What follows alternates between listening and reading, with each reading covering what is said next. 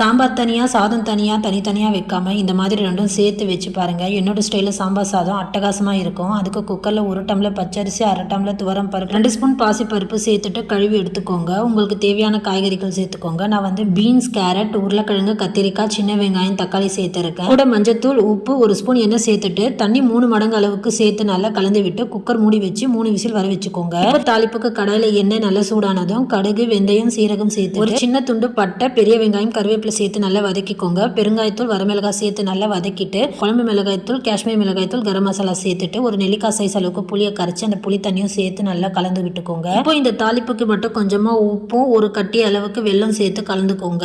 இப்போ வேக வச்ச சாதம் சேர்த்துட்டு நல்லா கலந்து விட்டு ஃபைனலா பொடியா நறுக்குன மல்லி இலை சேர்த்துக்கோங்க. 2 ஸ்பூன் நெய் சேர்த்து நல்லா மிக்ஸ் பண்ணிக்கோங்க. சூப்பரான சாம்பார் சாதம் ரெடிங்க. என்னோட ஸ்டைலில் மிஸ் பண்ணாம ட்ரை பண்ணி பாருங்க. இந்த வீடியோ பிடிச்சிருந்தா லைக் பண்ணுங்க.